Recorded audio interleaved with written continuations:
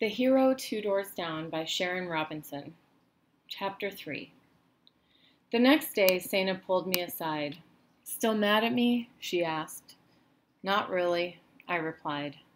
"Good, because I took some money from my piggy bank so we can stop by the candy store and get milkshakes." "Sounds good to me," I said. "I can't stay long, though." "Me either," Sena replied.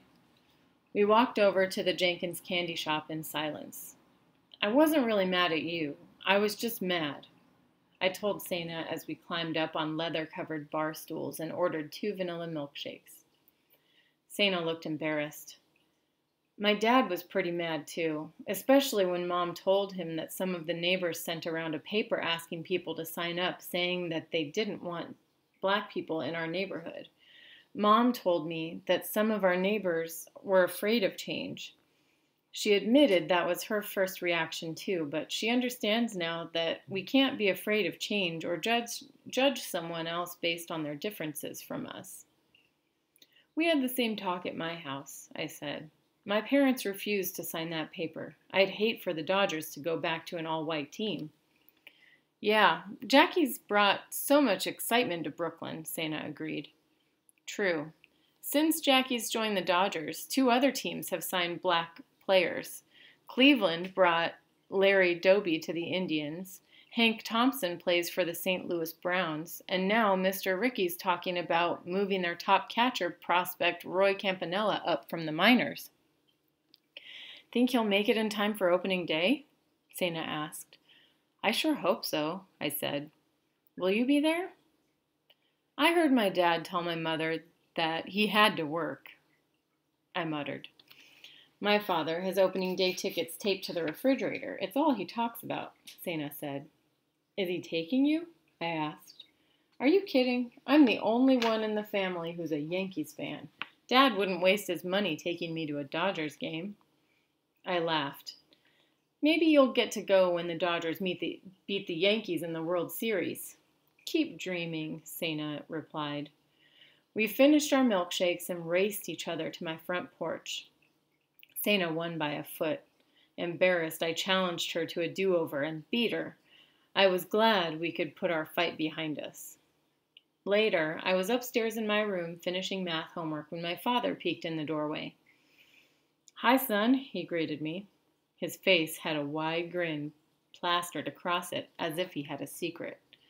"Hey, Dad," I called out, studying a man who usually wasn't so cheerful after work. "I have good news," Dad said, venturing inside my room. "You got us opening day tickets?" "No, Stephen, I do not have opening day tickets," Dad replied. Maybe we really weren't going to the Dodgers opener, I thought. My father sat on the edge of the bed. "Sorry to disappoint you, but my news may cheer you up. You remember we talked about a black family buying 5224 Tilden Avenue?" "Yeah, I remember." "Well, the sale went through. The Palin family will move in soon." "What about that piece of paper and the neighbors not wanting a black family to move in?" "Turns out that only a couple people signed the petition," Dad explained. "Most of our neighbors feel as your mother and I do. The Palins should not have any trouble from the neighbors. They will be welcome."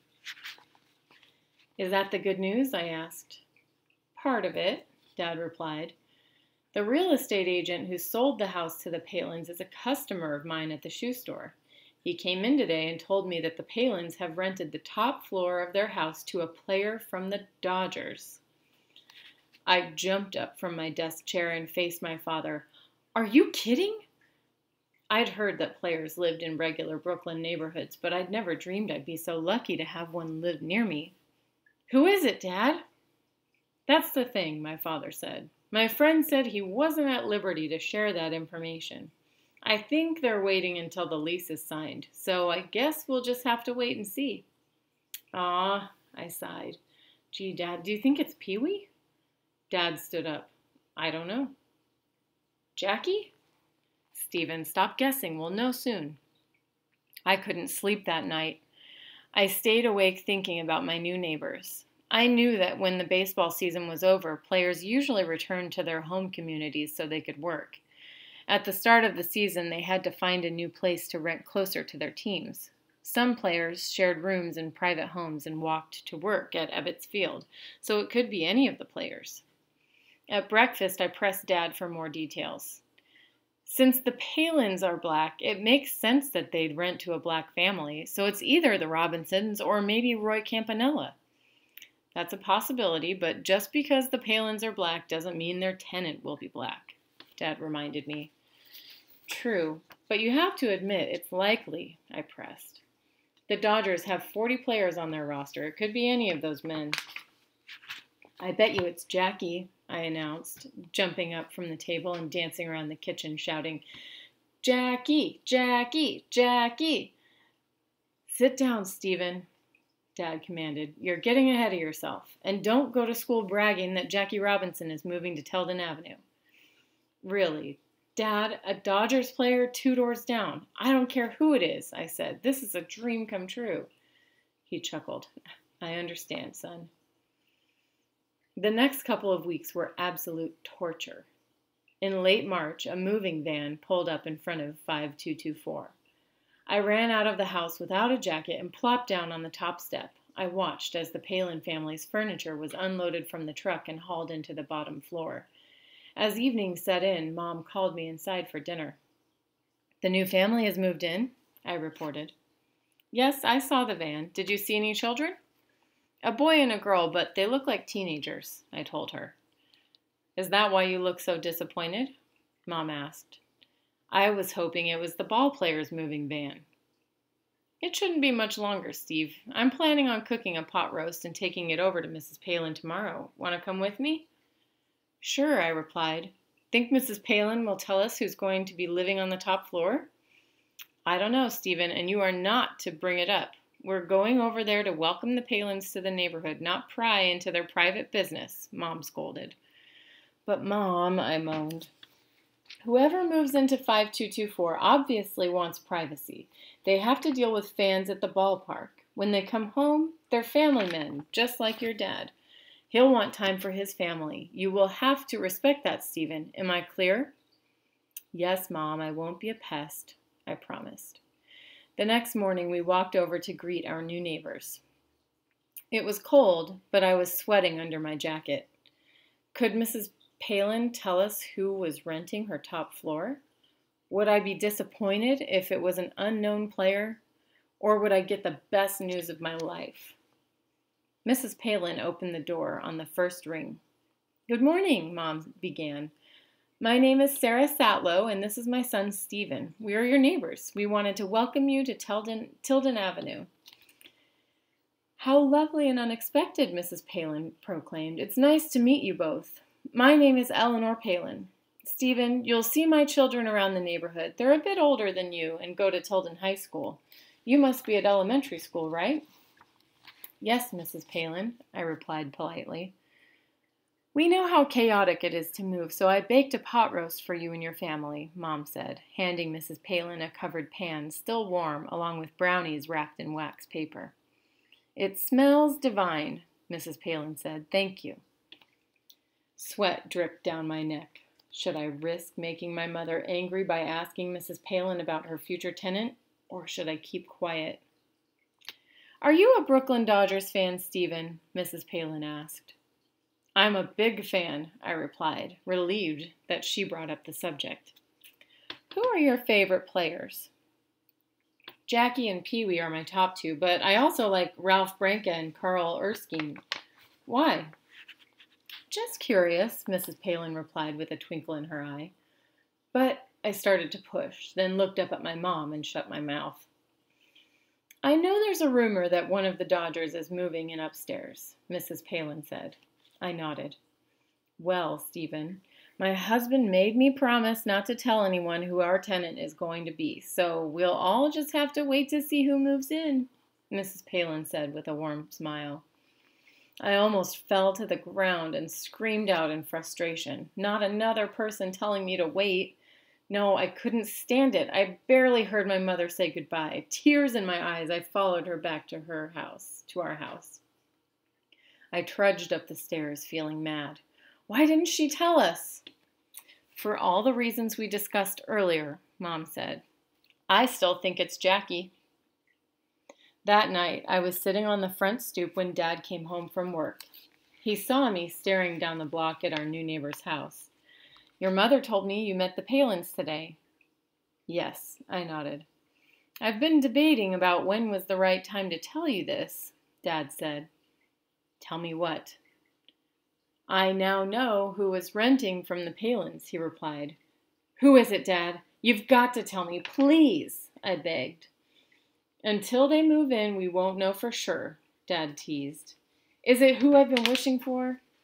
Dad chuckled. "I think you'll be very happy," he said. "Dad, are you telling me that Jackie Robinson is going to be my neighbor?" He beamed. "I saw Mr. Palin today. He told me that Jackie and his family have signed the lease for April 1st.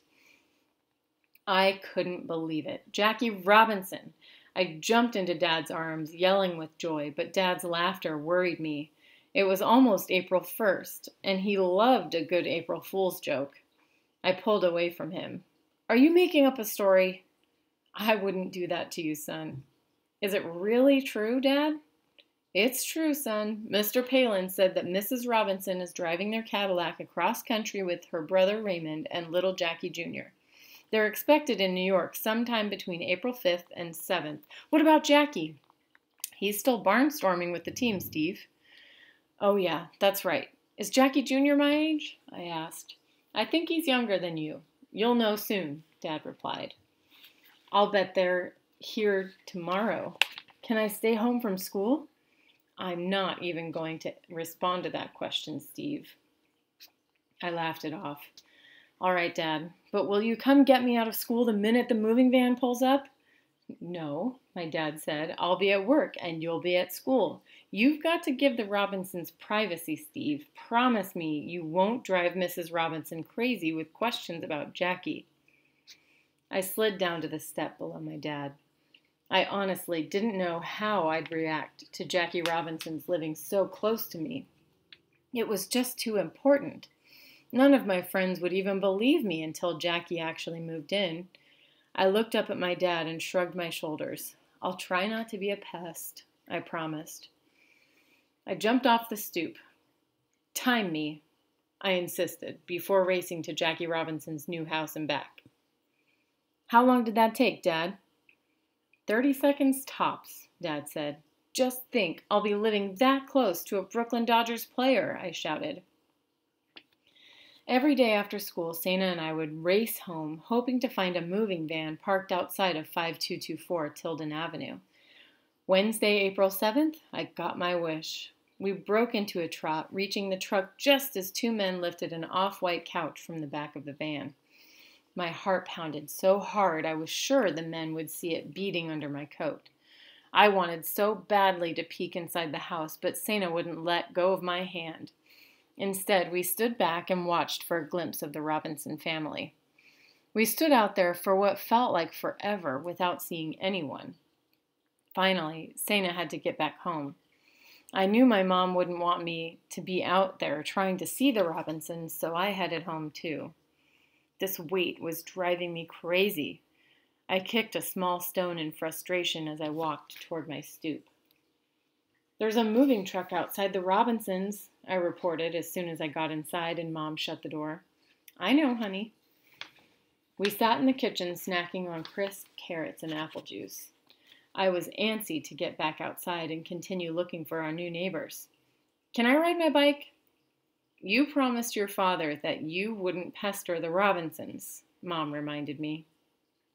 "I just want to make sure it's them, that's all," I protested. "Move-in day is stressful. Give them space. Saturday, we can pick cherry blossoms and bring them over to Mr. and Mrs. Robinson. How does that sound?" "Fine," I muttered. "I'll just sit on the stoop." "You may not leave the yard," my mother told me. "I won't." I sat on the top step until the workmen brought the last piece of furniture into the house. I spotted Mrs. Robinson and her son once, but there was no sign of Jackie. I was being cool and staying at a safe distance from the Robinsons' home, but I couldn't guarantee how I'd react when Jackie appeared. My stomach was in knots. I almost cried when the moving van pulled away from the curb and Mom called me inside. Saturday morning, I was up before sunrise. I opened my bedroom window and stuck my head out. I stayed there until Mom pulled me back inside.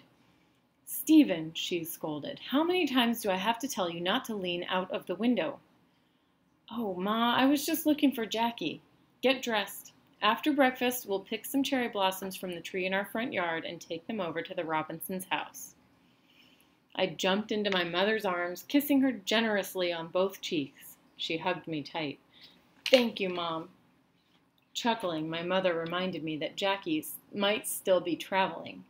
Try not to show your disappointment, Steve. I looked up at her, wondering how to pull that off.